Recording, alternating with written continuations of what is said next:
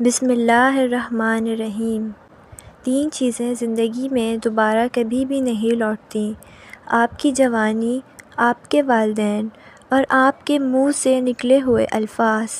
اگر رات کو ڈر لگتا ہو یا برے خواب آتے ہوں تو ایک بار آیت الکرسی اور تینوں کل پڑھ کر سو جایا کریں۔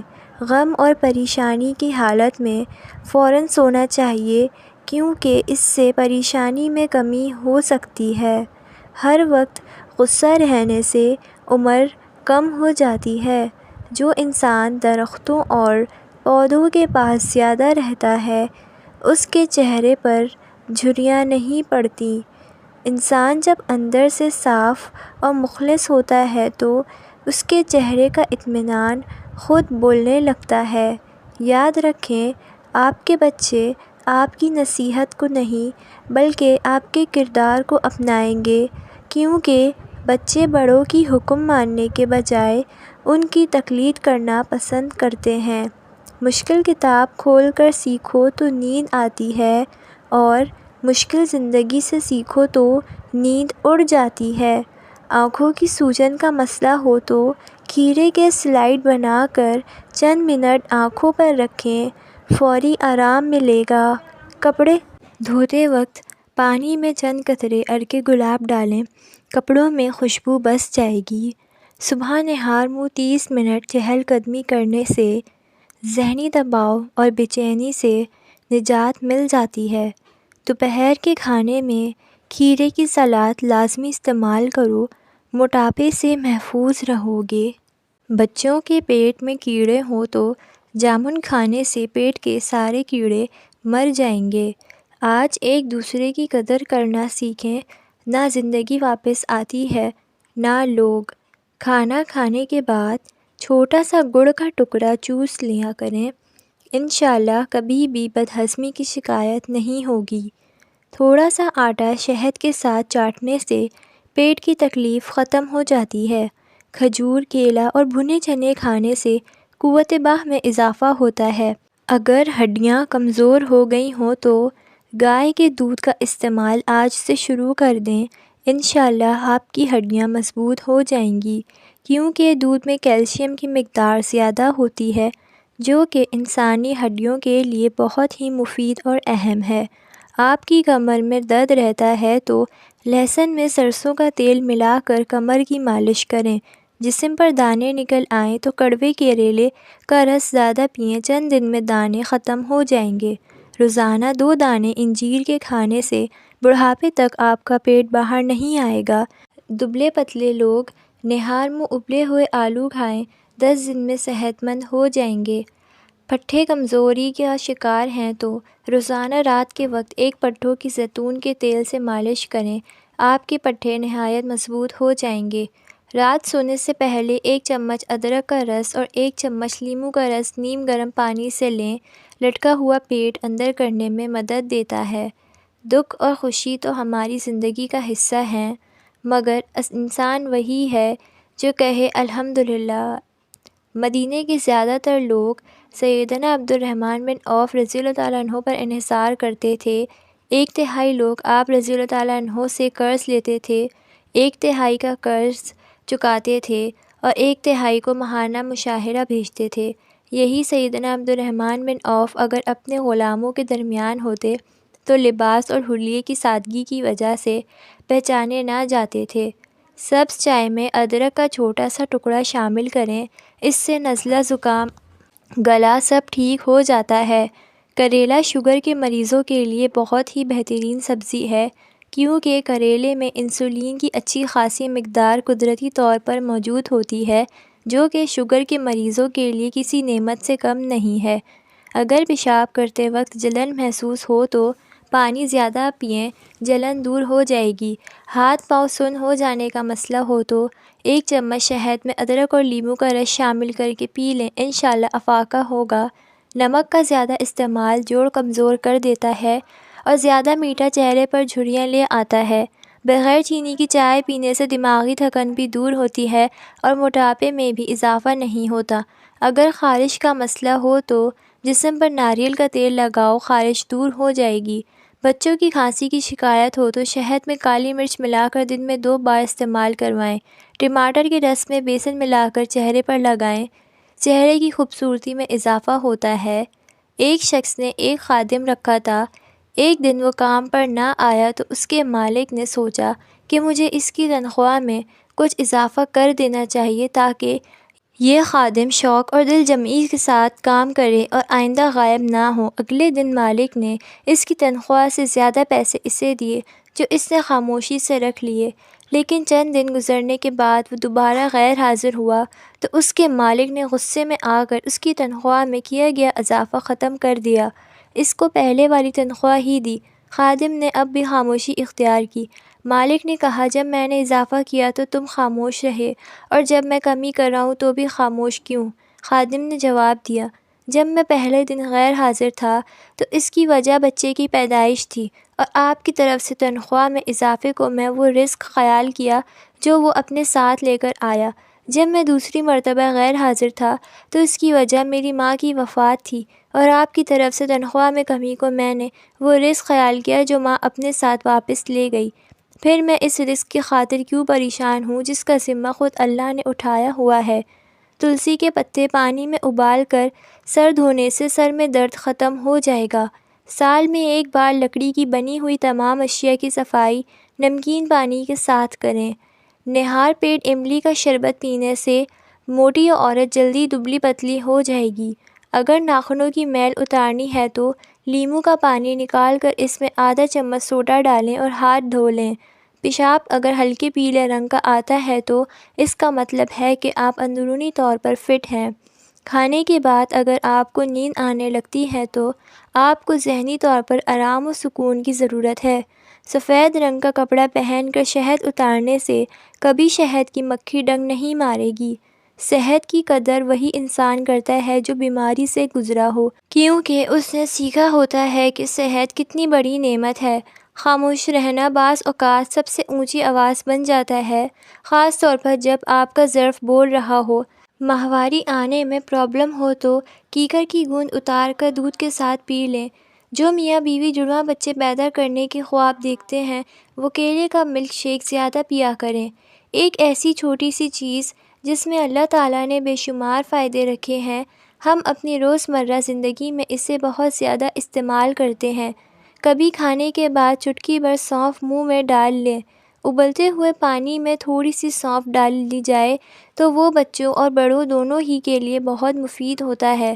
سونف کا عموماً استعمال معدے کو بھی ٹھیک رکھتا ہے اور نظام کو قوی بناتا ہے۔ لیکن جو ترکیب میں آج آپ کے ساتھ شیئر کرنے جا رہی ہوں وہ ہے سونف اور لیموں کی پھکی۔ اس کو بنانے کا طریقہ درج ذیل ہے۔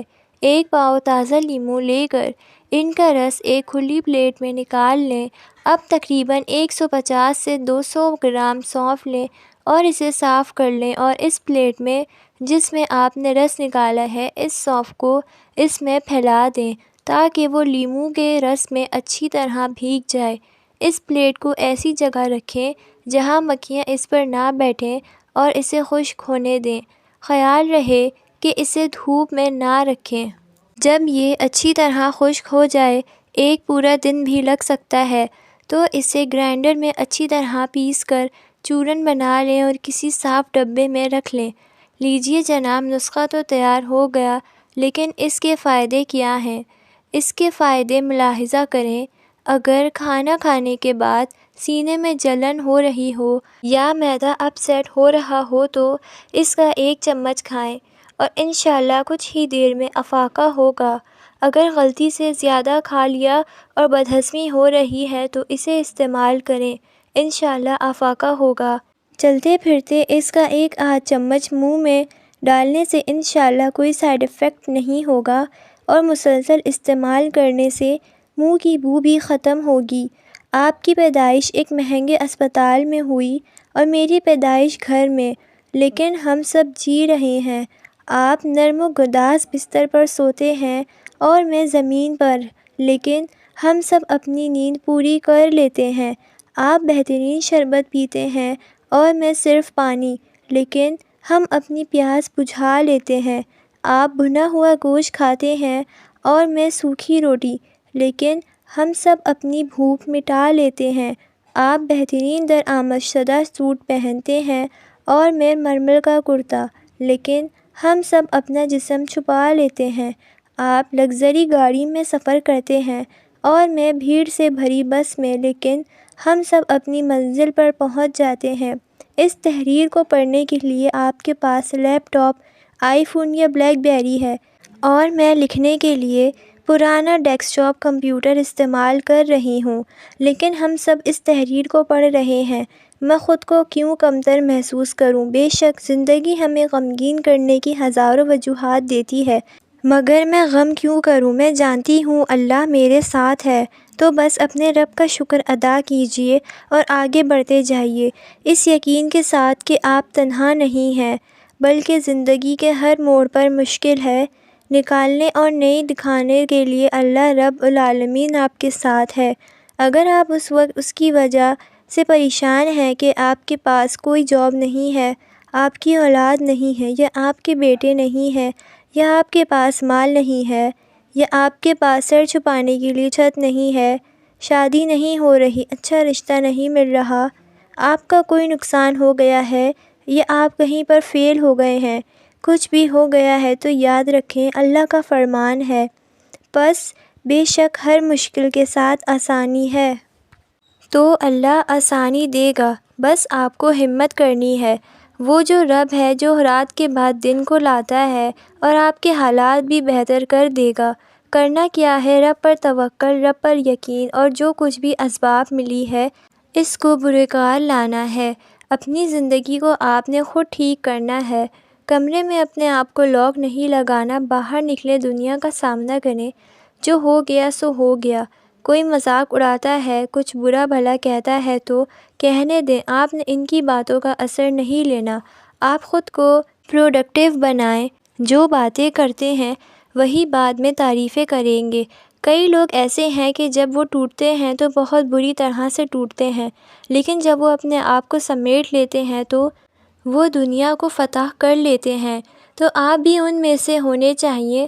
جو لوگ جینا چاہتے ہیں تو پھر اللہ ان کے لیے راستے بھی نکالتا ہے۔ کوئی ایسا گناہ جسے کرنے کے لیے آپ کا بہت دل کر رہا ہو، کبھی اس سے اپنے آپ کو بچا کے دیکھو، آپ کی ذات میں ایک خوشگوار تبدیلی آئے گی اور بہت سکون ملے گا۔ یا پھر جب کبھی کچھ بھی چینی ہو، دل کسی کام میں نہ لگ رہا ہو، تو سب خیالات کو ایک طرف رکھ کے وضو کریں، اللہ رب العزت کے حضور پوری توجہ سے اور پورے خشوع و خضوع کے ساتھ اس کی عبادت کریں، اپنے گناہوں کی معافی مانگیں، ایک عجیب قسم کی راحت ملے گی۔ کبھی رات کی تنہائی میں اپنے ذات کا تجزیہ کریں، آپ کیا ہو اور کیا کر رہے ہو، اپنے گناہوں اور اپنی نیکیوں کو انصاف کے ترازو میں تولیں، اپنی خوبیوں اور خامیوں کو تلاش کریں، اور آخر پہ یہ سوچیں کہ موت میں بھی آنا ہے، موت کے بعد قبر میں بھی حساب دینا ہے، اور یوم حشر بھی برپا ہوگا۔ اس کے بعد ایک نئے سرے سے زندگی کو گزارنے کا تہیہ کر کے سوئیں۔ جب صبح کو اٹھو گے تو ایک پرسکون صبح آپ کا انتظار کر رہی ہوگی۔ ہر دن جس میں اللہ تعالیٰ کی نافرمانی نہیں ہوتی ہے، خوشی کا دن ہے۔ ہر دن جو بندہ عبادت، بندگی، ذکر اور شکر میں گزارتا ہے، خوشی کا دن ہے۔ بندے کے پاس رب ہے جس سے ملاقات ہوگی، اور گھر ہے جس میں وہ رہے گا۔ اس لیے رب سے ملنے سے پہلے اس کو راضی کر، اور گھر میں داخل ہونے سے پہلے اس کو بناؤ۔ ہر عمر میں روحانی اور جسمانی صحت کا خیال رکھنا ضروری ہے، لیکن زندگی کی 40 بہاریں دیکھنے کے بعد جسمانی اور روحانی صحت پر زیادہ سنجیدگی سے توجہ دینا بہت اہم ہو جاتا ہے۔ یہ اللہ کا نظام فطرت ہے کہ ہر عروج کے بعد زوال کا سفر شروع ہوتا ہے۔ 40 سال کے بعد انسانی جسم کمزوری کی طرف مائل ہونا شروع ہو جاتا ہے، اور انسان بڑھاپے کی جانب گامزن ہونے لگتا ہے۔ لہٰذا زندگی کے اس موڑ پر اپنی صحت کا خاص خیال رکھنا ضروری ہے۔ مستقل ورزش کی عادت اپنائیں، اپنے جسم کو کسی نہ کسی طریقے سے حرکت میں رکھیں، پیدل چلیں، سائیکل چلائیں، تیراکی کریں، یا کوئی بھی ایسی مؤثر ورزش کریں جو آپ کے جسم کو فعال رکھے۔ زیادہ اور غیر معیاری کھانے پینے کی عادت چھوڑ دیں، صرف معیاری کھانا بقدر ضرورت کھائیں، بس اتنا کہ چاق و چوبند رہیں اور کمزوری محسوس نہ ہو۔ گاڑی اور دیگر سواریوں سے سفر کم سے کم کریں، کوشش کریں کہ قریبی تمام کام پیدل ہی سر انجام دیں، جیسے مسجد جانا، دوستوں سے ملنا اور بازار جانا۔ بے جا غصے اور فضول بحث و مباحثے سے پرہیز کریں۔ بے جا غصہ کرنے سے گریز کریں، کیونکہ غصہ سکون برباد کرتا ہے۔ اپنے آپ کو تنگی اور پریشانی میں نہ ڈالیں، کیونکہ اس سے دل کا سکون اور صحت برباد ہو جاتی ہے۔ حرص چھوڑ دیں۔ مال جمع کرنے کی ہوس کے بجائے اپنا مال اپنی ذات، اہل و عیال اور نیک کاموں میں خرچ کریں۔ مال کمانے کا مقصد اپنے آپ کو، اپنے والدین، بچوں اور ارد گرد کے لوگوں کو سکھ پہنچانا ہے۔